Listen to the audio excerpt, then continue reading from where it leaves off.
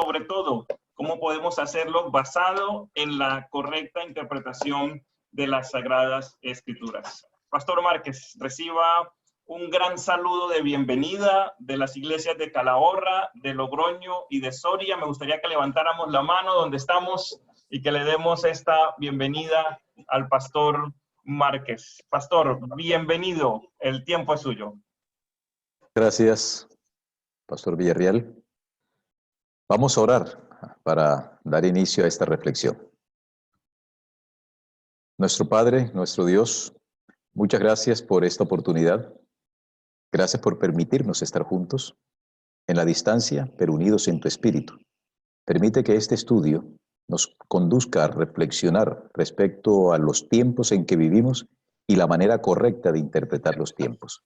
Que tu espíritu esté en contacto con el nuestro y nos dé de tu instrucción y de tu sabiduría. En el nombre de Jesús. Amén.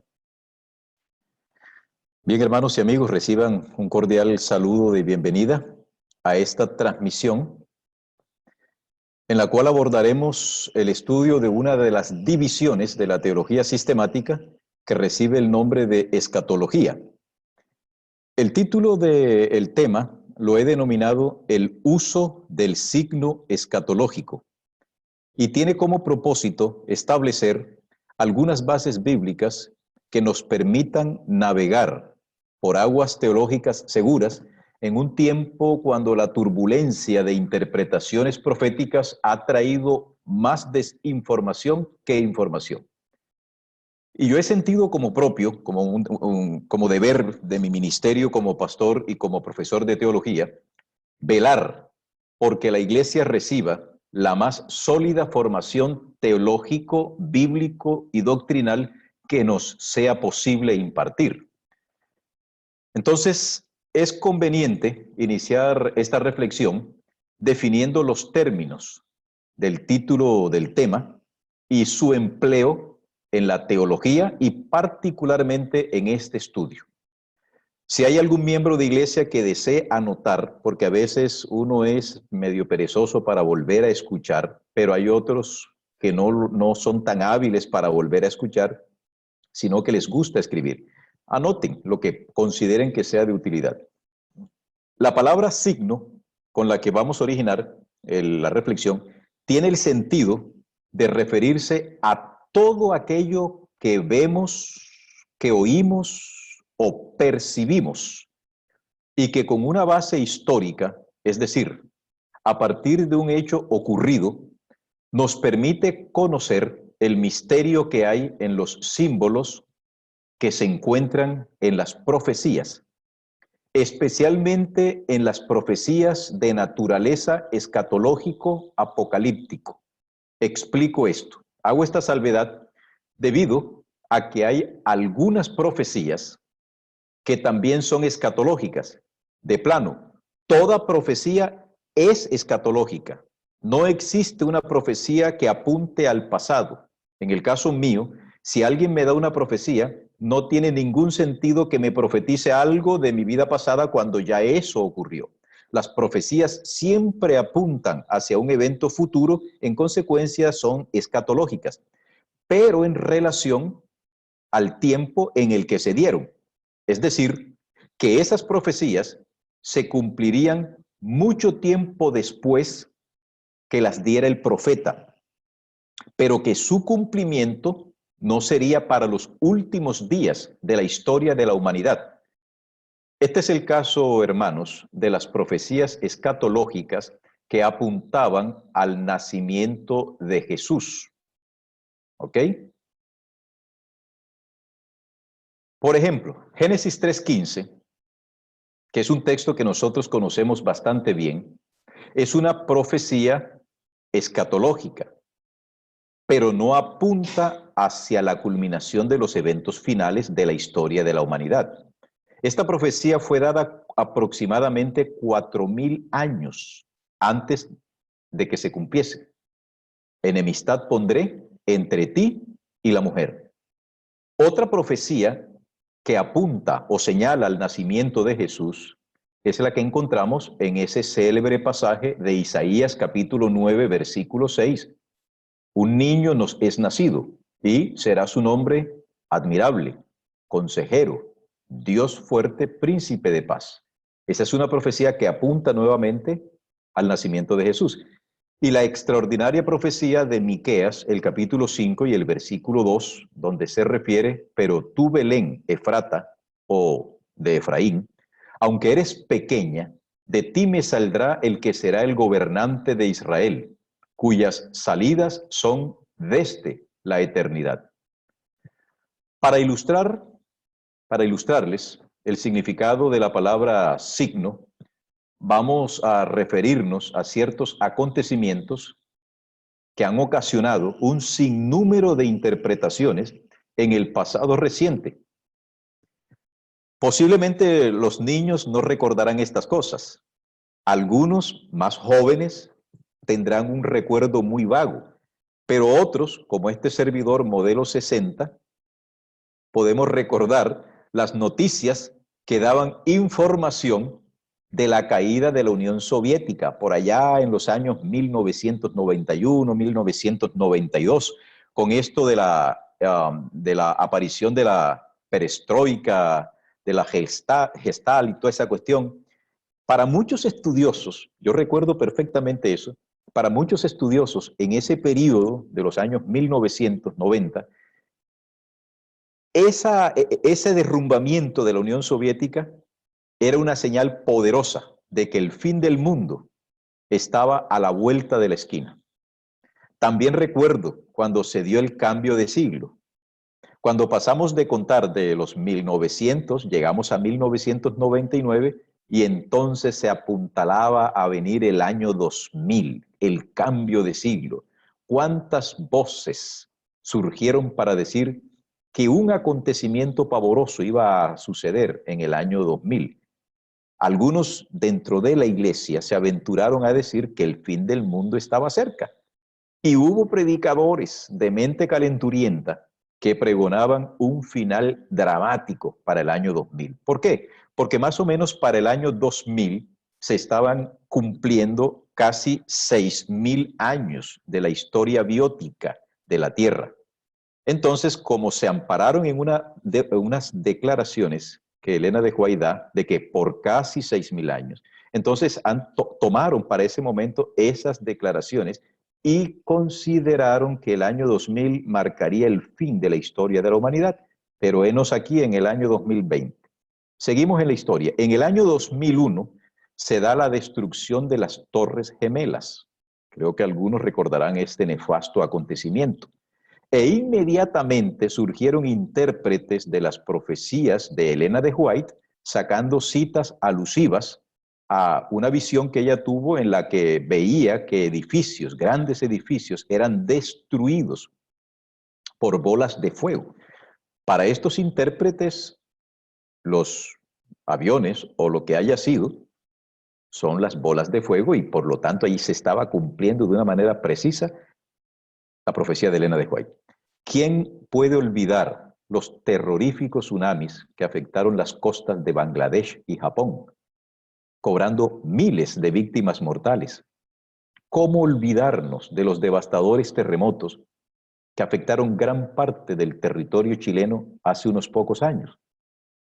Y creo que aún están frescas en nuestras mentes las pavorosas imágenes que nos presentaron los medios de comunicación de la erupción del volcán de fuego allá en Guatemala, erupción que ocurrió el 18 de noviembre de 2018. Y hoy estamos expuestos a la pandemia que ha desatado el peligroso, el amenazante y el desestabilizador COVID-19 o coronavirus. Estos ejemplos que he mencionado solo por ilustrar lo que significa la palabra signo en el contexto de la profecía, son hechos que han ocurrido, que nosotros los hemos visto, que nosotros los hemos oído o los hemos percibido. Explico esto. Los hechos vistos son aquellos en donde usted, en vivo y en directo, en el lugar donde se encuentra, puede ser testigo ocular de que ocurrió algo. En el caso mío, yo estuve presente cuando ocurrió un desastre en la ciudad de Armenia, estaba muy cerca de allí, ese terrible terremoto que sacudió el país nuestro, Colombia, y hubo muchos muertos. Yo lo vi.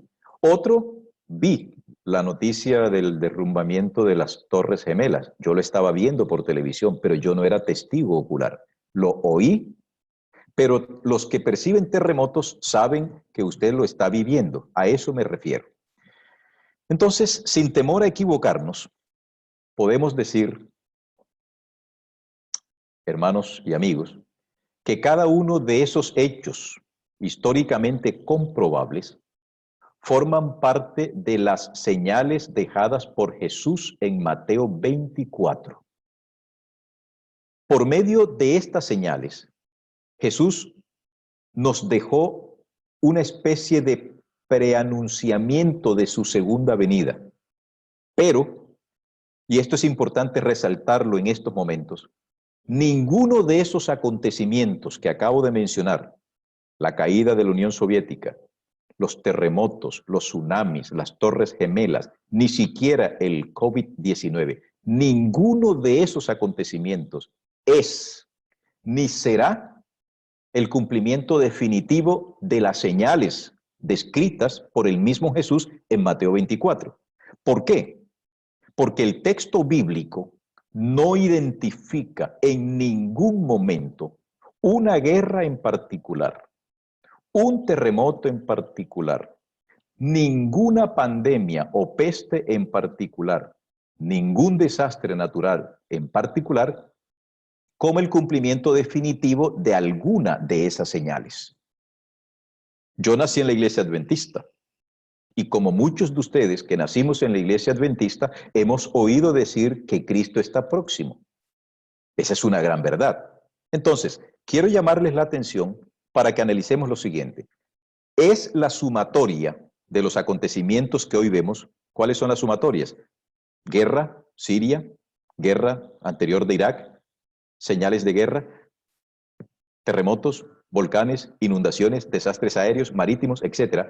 Es la sumatoria de esos acontecimientos que hoy vemos, que oímos o que percibimos por las noticias que nos llegan del mundo. Son eso, es esa sumatoria la que hoy yo llamo el signo escatológico. Es decir, un cuadro generalizado de señales que se dan simultáneamente en todo el mundo. Es importante esto. El signo escatológico al que hago mención es un cuadro generalizado de señales que se dan simultáneamente en todo el mundo. En la Biblia, en boca de Jesús, el mismo Maestro nos advierte diciendo: cuando oigáis de guerra, amenazas de guerras, o sea, rumores, estoy leyendo del texto de Mateo, capítulo 24, cuando oigáis de hambre, de pestes, mirad que no os turbéis. Es interesante que el verbo turbar, tal como aparece en el texto de Mateo, está en voz pasiva. Bueno, esto puede serle de más utilidad o de más gusto a los estudiantes de teología o a aquellos hermanos que han estudiado algo del idioma griego bíblico. Pero es importante tenerlo en consideración en estos momentos, porque la lectura superficial del texto bíblico ha llevado a que muchos de nosotros a veces tengamos unas interpretaciones caprichosas, antojadizas del texto bíblico. Cuando un verbo está en voz pasiva, como es el caso de turbéis, quiere decir que tiene por finalidad decirnos que no debemos darle la importancia al acontecimiento en sí mismo, sino en lo que el acontecimiento significa para el gran propósito final de la profecía. Dicho en otras palabras, un terremoto grandísimo no debe ser para nosotros un fin. Eso no es lo que nos debe turbar.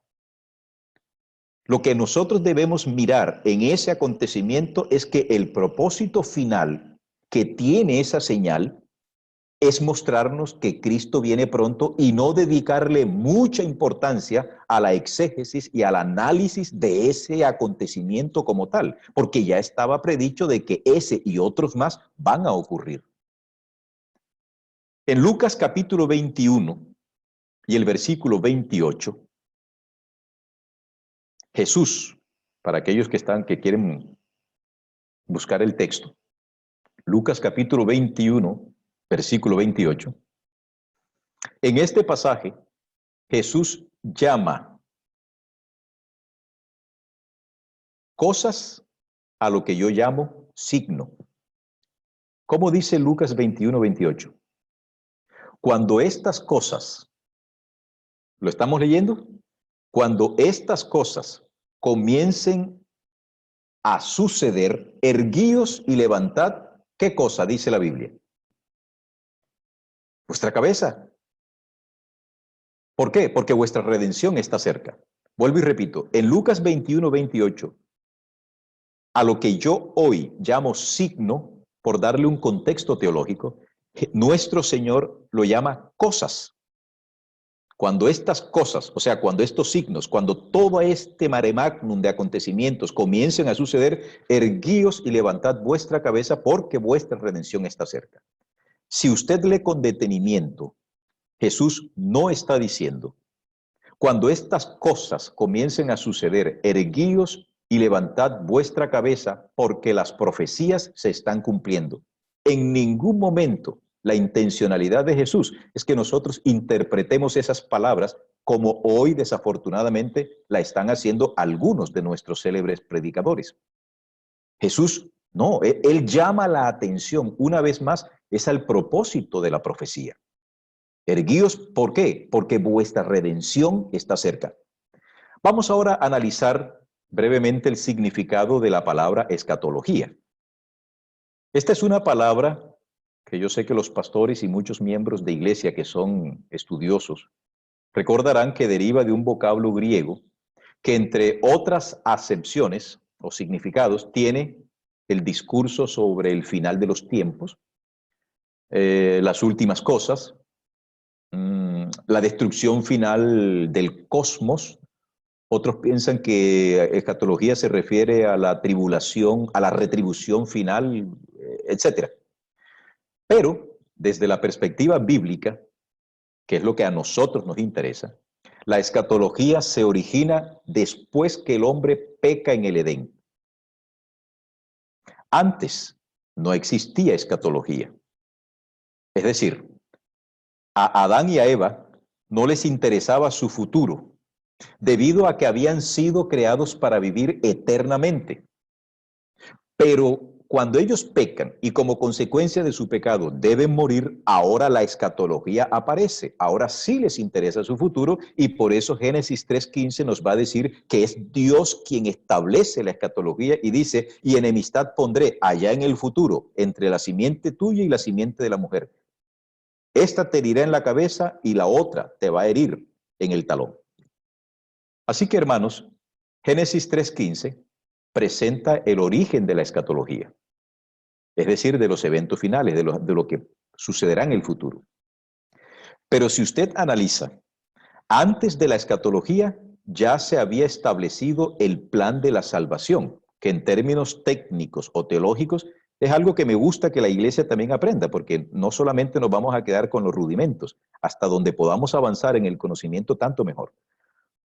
Vuelvo y repito, si usted analiza el texto de Génesis 3:15, se va a dar cuenta que antes de la escatología ya se había establecido por parte de Dios el plan de la salvación o soteriología.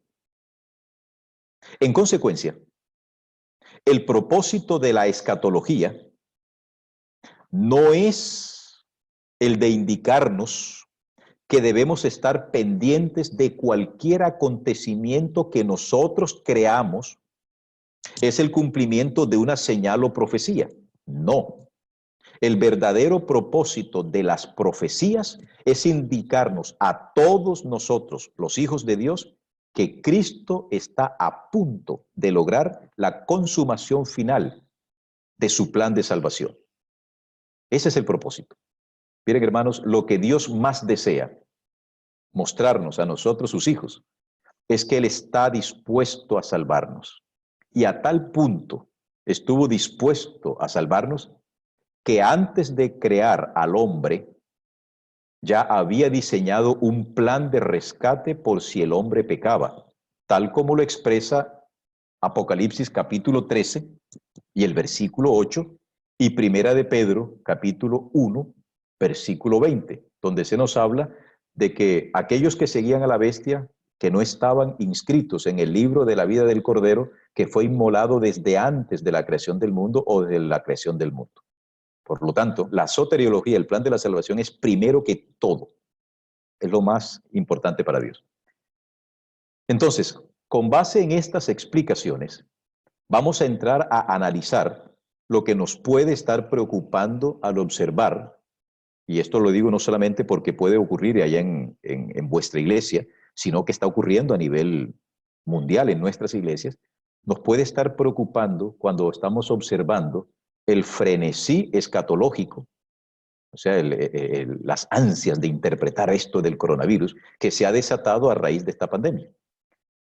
Yo quisiera que cada miembro de iglesia que me escucha reflexione sobre esto.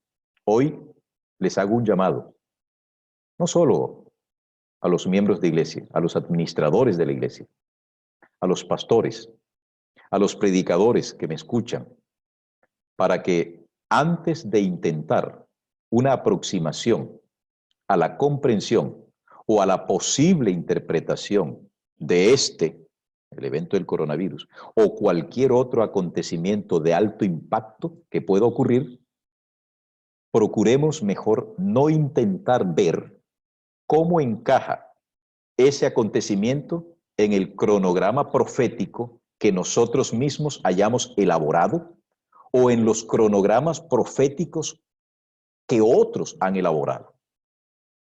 Lo peor del asunto que yo percibo es que podemos incurrir en el error de pretender que nuestro cronograma es el mismo que Dios tiene para el desarrollo de sus planes.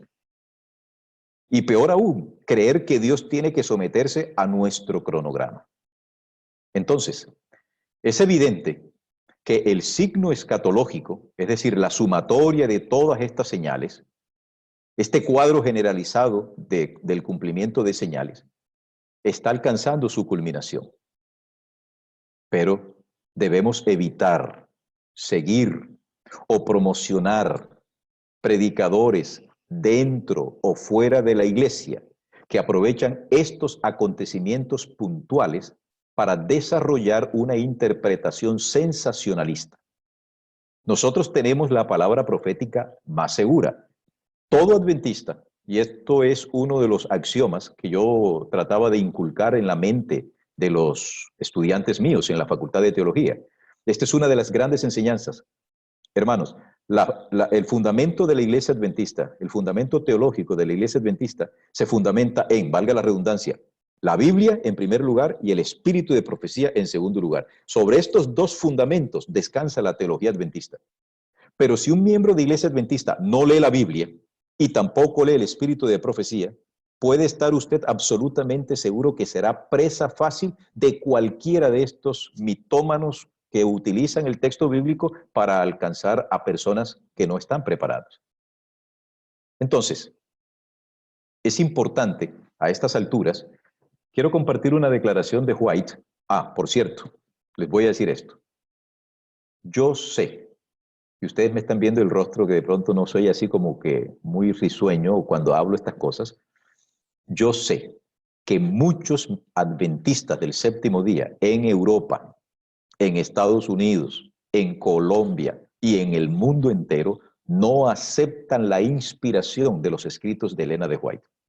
Este servidor, esta persona que les habla, acepta a Elena de White como profeta de Dios.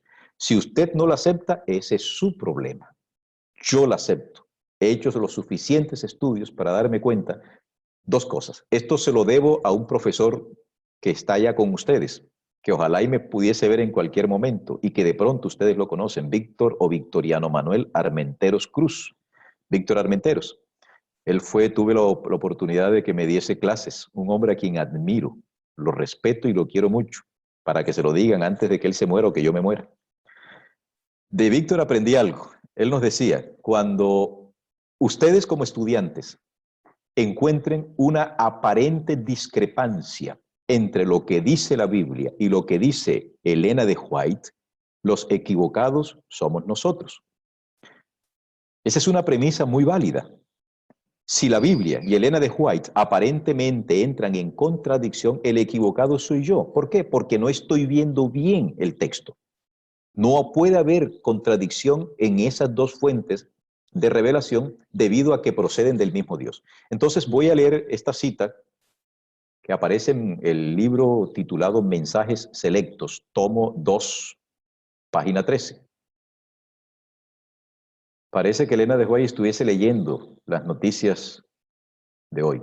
Algunos entusiastas que apuntan a la originalidad y utilizan toda su energía para conseguirla, han cometido un grave error al querer presentar al pueblo alguna cosa maravillosa y fascinadora que cause sobresalto, alguna cosa que ellos creen que otros no comprenden, pero con frecuencia ni ellos mismos saben de qué están hablando.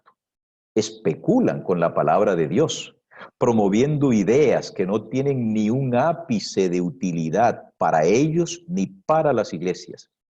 Puede ser que exciten la imaginación momentáneamente, pero se produce una reacción. Y esas mismas ideas se convierten en estorbos. Se confunde la fe con el capricho y sus conceptos pueden torcer los pensamientos encaminándolos en una dirección errónea. Como dijo Jesús en Apocalipsis, el que lea entienda, y en este caso el que oiga entienda. Solo sé que frente a esta declaración tan contundente, yo recomiendo a los predicadores evitar hacer lo que se conoce en el argot, en la teología, en el lenguaje teológico, como la exégesis de periódicos o de noticieros. Voy a explicarlo. Nosotros hemos visto de manera recurrente cómo cuando ocurre un acontecimiento como este del bendito coronavirus, salen muchos tratando de hacerle una exégesis a esa noticia. Un acontecimiento actual, escuchen bien esto, hermanos, un acontecimiento actual que se parezca a una descripción de una profecía escatológica apocalíptica, por ejemplo, que habrá pestes, y evidentemente el coronavirus forma parte de las pestes, el que un acontecimiento se parezca a una descripción de una profecía no significa que el cumplimiento de esa señal está llegando a su fin. O, en el caso que nos ocupa, que el coronavirus es el cumplimiento de la señal de la peste. No. Pero sí puede ayudarnos a entender que su cumplimiento, la señal de las pestes, de las hambres, de los terremotos y toda esa cuestión, sí nos puede ayudar a entender que su cumplimiento ocurrirá, tal como lo expresa el libro del profeta Habacuc en el capítulo 2 y el versículo 3. El profeta Habacuc nos dice de la siguiente manera, Habacuc capítulo 2, versículo 3. Aunque la visión tardare, aún por un tiempo, se apresura hacia el fin, y no mentirá. Aunque tardare, espérala, porque sin duda vendrá, no tardará. Consecuentemente, yo invito a que tengamos hoy, si usted quiere, a usted le gusta mucho el estudio de las profecías, el asunto de Daniel, de Apocalipsis, yo te invito a que tengas en cuenta los siguientes 3 componentes que deben estar presentes cada vez que ocurra un acontecimiento de impacto, que por cierto serán cada vez más frecuentes. ¿Cuáles son estos 3 acontecimientos? Perdón, ¿cuáles son estos 3 componentes? En primer lugar, el hecho. El primer componente de una profecía es el hecho. ¿Qué es el hecho? El hecho está nítidamente revelado en la Biblia. No hay duda de eso. En el caso que nos ocupa hoy, el hecho incuestionable que está detrás de estas señales, el hecho incuestionable es que Cristo vendrá por su pueblo para llevarlo a las mansiones celestiales. ¿Por qué este hecho es incuestionable? Porque la profecía no tiene otro propósito que decirnos que así, dice Dios, como ustedes están viendo que están ocurriendo las señales, cómo cada una de estas señales van cumpliéndose, ese cumplimiento debe decirles a ustedes, hijos míos, que yo voy pronto por ustedes. Esa es la razón de ser. Ese es el hecho de la Biblia, el hecho revelado. Otro hecho revelado es que tendremos la cena del Señor. Perdón, tendremos una cena con el Señor. Eso está revelado en la Biblia.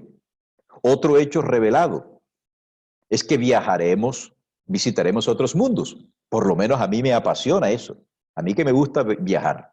Y creo que a muchos nos gusta viajar y que hoy nos tienen confinados. Ustedes saben lo sabroso que es viajar a otros mundos y gratis. ¿Ah? Sin necesidad de que el aeropuerto está cerrado. No, arranco y me voy. Ese es un hecho revelado. Otro hecho revelado, que no habrá más pecado, gloria a Dios. No habrá más muerte ni enfermedad, y mucho menos el bendito coronavirus este que nos tiene todos maltrechos. Entonces, como estos, hay muchos más hechos revelados en la Biblia. Ese es el hecho, algo concreto. Vamos ahora al segundo elemento, que es la suposición. La suposición ocurre o se da cuando un acontecimiento nos recuerda el hecho mayor revelado. Explico. Por ejemplo, la suposición que el coronavirus es parte del cumplimiento del hecho revelado de la señal de pestes, eso es correcto. Estoy suponiendo bien. El ébola es el cumplimiento del hecho revelado de la señal de pestes. Los terremotos de tal lugar es el cumplimiento del hecho revelado de la señal. Bien, otra suposición, la actual guerra en Siria y otros lugares es parte del cumplimiento del hecho de que Cristo viene por segunda vez. Apreciado hermano, entonces, si nuestras suposiciones son correctas, estas suposiciones nos pueden llevar a conclusiones válidas. ¿Ok? Si yo supongo que el coronavirus es el cumplimiento de la señal de la peste, estoy suponiendo correctamente. Pero cuando yo voy a Jeremías, que es uno de los tantos textos que a mí me han llegado, donde dice, aquí está el cumplimiento de Jeremías tal, vi los muertos por las calles y toda esa cuestión, ya estoy suponiendo mal, porque Jeremías no tiene nada que ver con esto. Si mis suposiciones son erradas, ¿saben qué puede ocurrir? Nos pueden llevar a hacer el ridículo, como ha ocurrido con algunas posiciones sensacionalistas de personas cuyos nombres debo mencionar porque es Vox Populi. Eso está en las redes. Muchos de ustedes lo han visto. Desde Colombia vengo atendiendo esta problemática teológica que nos generan estos predicadores. Este es el coronavirus también. Todo le echamos la culpa al coronavirus y esta interrupción también. Entonces yo les decía que cuando estaba ya en la facultad, algunos hermanos me llamaban o me escribían preguntándome, Pastor Márquez, ¿qué piensa usted sobre las posiciones sensacionalistas de David Gates o un tiempo atrás Cristian Silva y otros más? Yo les daba la respuesta, que es la misma que le estoy dando a usted hoy. No desconozco que puedan ser personas que lo hacen de buena fe, pero desde la orilla teológica y desde la preparación que Dios nos ha permitido compartir e impartir a la iglesia, debo decirles que cuando estos predicadores se atrincheran detrás de esas suposiciones que a su juicio son correctas, estas mismas suposiciones los conducen a hacer el ridículo, pues dejan de lado el cumplimiento mayor del hecho. Ya más adelante explicaré algo más. Vamos a entrar al tercer componente de la profecía, y es la especulación. La especulación está basada en vaticinios calculados a partir de las suposiciones. Vuelvo y repito, la especulación está basada en aquellos vaticinios que calculamos a partir de las suposiciones a las cuales nosotros llegamos.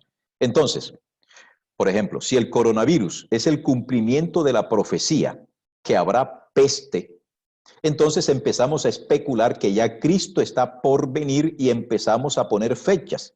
Verbo y gracia lo que está diciendo nuestro hermano Gates. Ya entramos en los últimos 7 años de la historia del mundo. ¿A qué hombre se le puede ocurrir que va a saber más que Jesús? Guardando las proporciones del ejemplo. El vuelo mío estaba programado para el 28 de abril.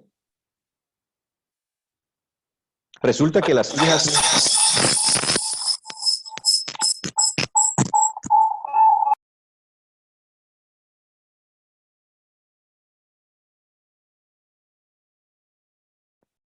mías me están esperando. Pregunto, ¿quién sabrá más de mi retorno? ¿Quién sabrá más de mi retorno? ¿Alguien que leyó que yo voy a ir o yo que voy a ir? La evidencia salta a la vista. Nadie puede saber mejor que yo cuándo es que yo voy. En consecuencia, si Cristo fue contundente al decirnos, ni el día ni la hora, nadie lo sabe, ¿por qué nosotros acá en esta tierra tenemos que darle credibilidad a aquellas personas que están colocando fechas o por lo menos cronología de los últimos años de la historia del mundo? Saben, queridos, el mayor peligro que yo veo en el análisis de esta situación, de seguir esta vorágine interpretativa, es que quienes adoptan estas posturas especulativas terminan presentándolas como verdaderas y lo peor, terminan predicándolas como si esas especulaciones fuesen hechos proféticos que usted encuentra en la Biblia. Ahora bien, para ir dándole forma a esto, lo que está ocurriendo hoy con el impacto que esta situación de la pandemia ha creado a nivel social, espiritual y económico, el impacto es que todos estamos viviendo un relativo encierro. Nos sentimos incómodos. Eso es una realidad. Y es evidente que el confinamiento que esta pandemia ha originado, la imposibilidad de comprar o vender libremente, la restricción a la libre locomoción, la impotencia de ver que otros decidan por mí, no es el cumplimiento de una profecía puntual. Forma parte del signo escatológico. Es decir, todo cuanto está ocurriendo apunta a que Cristo viene pronto, al cumplimiento del hecho mayor revelado. Pero vuelvo y repito, y no me cansaré de decírselo, pero no es el cumplimiento de una profecía puntual. Pero sí nos está demostrando, hermanos, el confinamiento, la imposibilidad de comprar y vender libremente, la imposibilidad de trasladarnos, incluso dentro de nuestra propia ciudad, la imposibilidad de salir de los países, las fronteras cerradas, que la verdadera profecía anunciada sí se va a cumplir. Bueno, ¿y cuál es esa profecía anunciada? Me refiero a la ley dominical. Sobre esta ley se ha dicho tanto, se ha escrito tanto, ha nutrido tanto los sermones especulativos de estos predicadores aludidos, que esta ley o esta profecía es temida y anhelada al mismo tiempo. Más de un adventista le ha venido haciendo un seguimiento minucioso a los movimientos del dirigente religioso católico Francisco. Hacen seguimiento a los movimientos de Donald Trump, de Putin, de cualquier líder religioso o político. Y hay algunos de estos predicadores que parecen que tienen espías dentro de las esferas de los altos gobiernos. Y pareciera ser que esos espías, a estos predicadores, les pasan información de primera mano a la que solo ellos tienen acceso. Y están constantemente alertando al pueblo de que ya es inminente la ley dominical. Queridos, la ley dominical es una realidad, es un hecho revelado, ha de ocurrir, porque está profetizado. Lo que hoy estamos viendo, el confinamiento, la desestabilización de la economía y de todos los estamentos de la sociedad, puede ser considerado simple y llanamente como un ensayo que el diablo, con el permiso de Dios, está haciendo. Y permítame explicarles esto que acabo de decirles. Quiero que sepan que el diablo no actúa en este mundo de manera omnímoda. Es decir, el diablo no puede hacer lo que se le antoje. El diablo no hace lo que se le antoja. El diablo hace lo que Dios le permite hacer para el logro de los propósitos definitivos de Dios. Dios lo limita. Quien determina el curso final de los acontecimientos es Dios. Y lo que Dios más desea es que estos acontecimientos pasen pronto. ¿Cuáles acontecimientos? Las señales que Él dejó para su próxima venida. Imaginémonos a aquellos que tienen familiares retenidos en el exterior, que no han podido salir de esos países afectados por la pandemia. ¿Cuánto anhelarán estos familiares que estos acontecimientos que hoy los separan pasen pronto y tener el gozo de volverse a reunir con ellos? Si esto ocurre a nivel de nosotros, que tenemos unos sentimientos imperfectos, ¿puede usted imaginarse, querido hermano, el deseo que tiene Dios de que estos acontecimientos de la tierra pasen muy rápido para Él tener el gozo de tenernos de vuelta?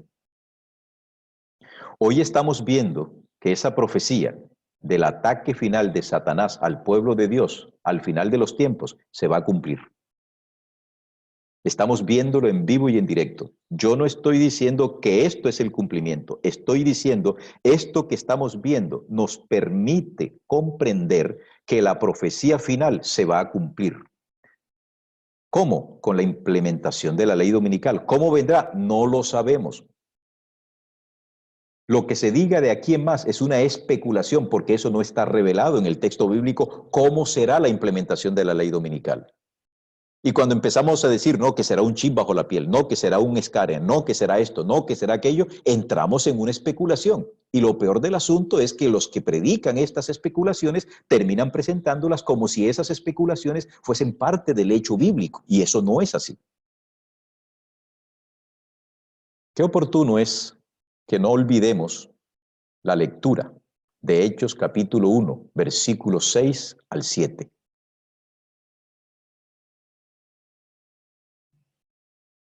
Vamos a buscarla. En ese texto, Jesús fue extremadamente claro al decirnos,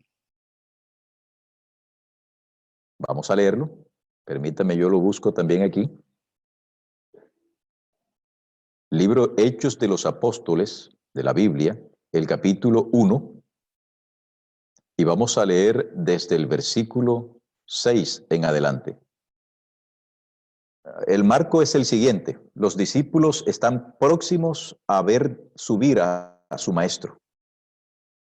Leo desde el versículo 4. Y estando juntos, les mandó que no se fuesen de Jerusalén, sino que esperasen el cumplimiento de la promesa del Padre, de la cual me oísteis hablar. Porque Juan a la verdad bautizó en agua, pero vosotros seréis bautizados en el Espíritu Santo después de no muchos días. Por tanto, los que estaban reunidos le preguntaban diciendo, que es la pregunta ontológica, la pregunta de casi todo ser humano, la pregunta de los adventistas: Señor, ¿cuándo es que tú vas a venir? Esa misma inquietud que hoy manifestamos nosotros frente a estos acontecimientos, también la tenían los antiguos apóstoles. Y le preguntaban a Jesús, a él sí, en vivo y en directo: Señor, dinos, ¿qué señales habrá de tu venida? Y Jesús no les dijo absolutamente nada del tiempo, simplemente los remitió al cumplimiento de las señales.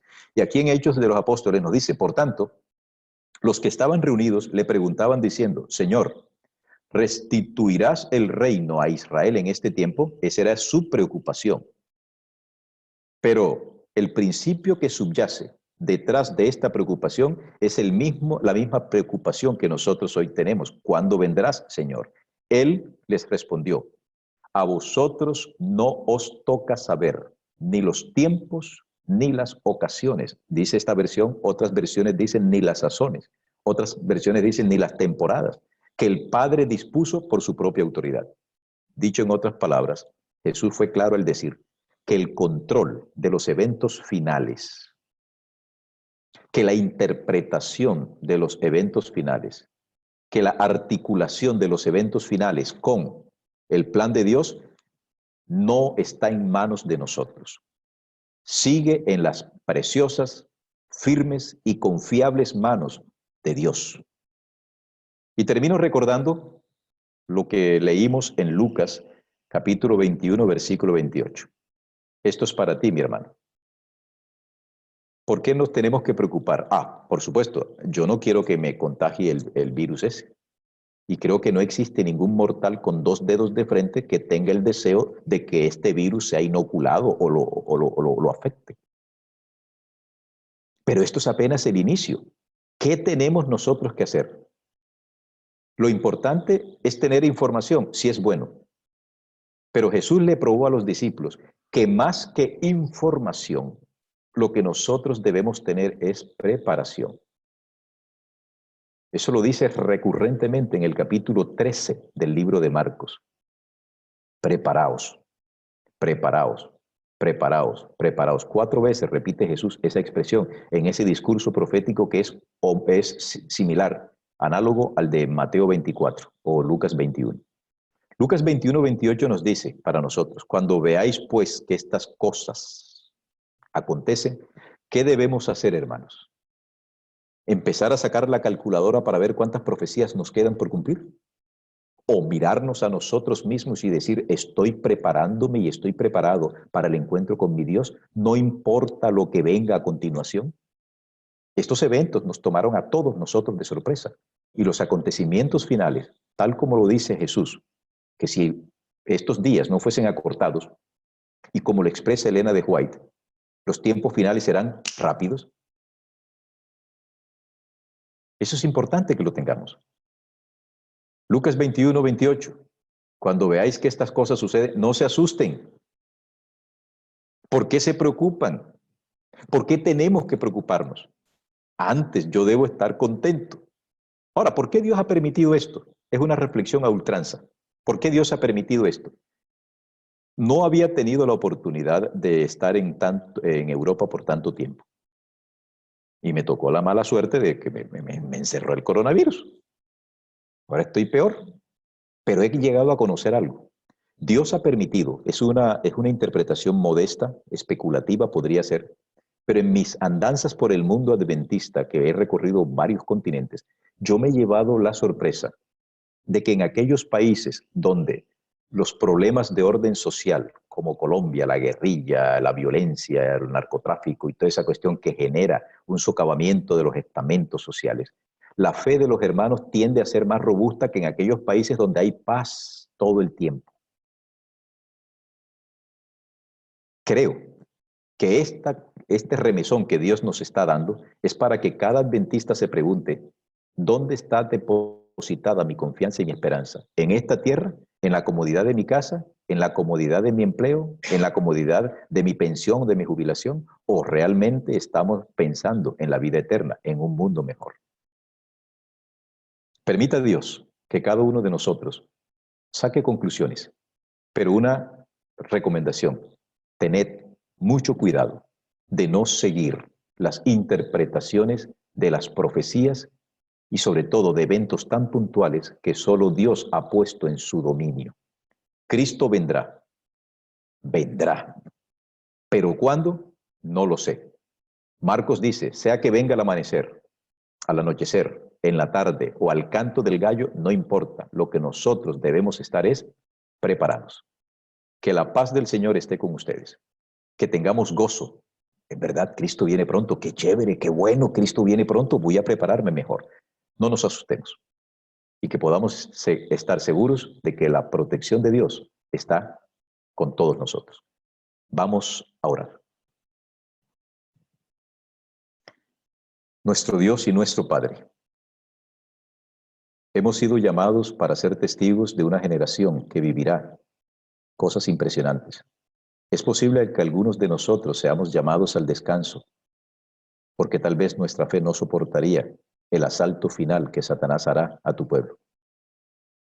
Pero hoy, los que estamos viendo esto, los que estamos participando de esta adoración, estamos vivos y tenemos la oportunidad de oro de consagrar nuestras vidas a ti y de pedirte fuerza de voluntad para no ceder frente a las insinuaciones del enemigo.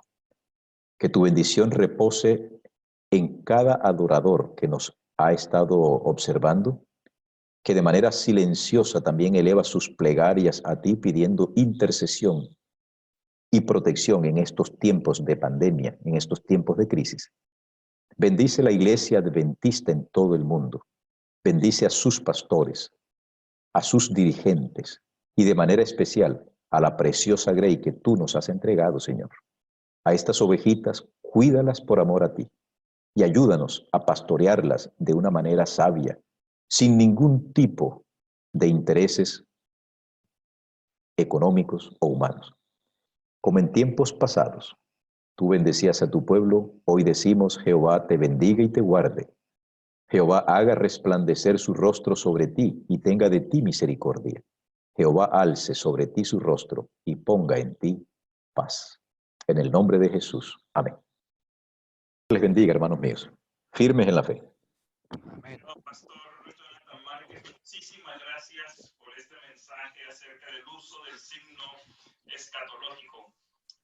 Pareciera, pastor, como si nosotros hubiéramos enviado nuestras preguntas con anticipación y usted hubiera preparado el tema para responder a nuestras preguntas. Porque respondió a cada una de las cosas que nosotros estamos viendo y que sin duda queremos una orientación segura hacia dónde debemos seguir. Queridos hermanos, me uno a la pregunta del pastor Márquez. ¿Estamos preparándonos para el encuentro con Jesús? Eso es lo que realmente nos debe importar y en lo que debemos estar en este momento. Preparados para encontrarnos con nuestro Jesús y para nada estar temerosos o asustados. ¿Cuántos levantando la mano queremos agradecerle al pastor Márquez por este excelente tema que nos ha presentado hoy? Pastor, muchísimas gracias y que el Señor le siga bendiciendo en su vida, en su ministerio y en su familia también. Amén, Pastor Villarreal. Un saludo para todos, hermanos. Buen día.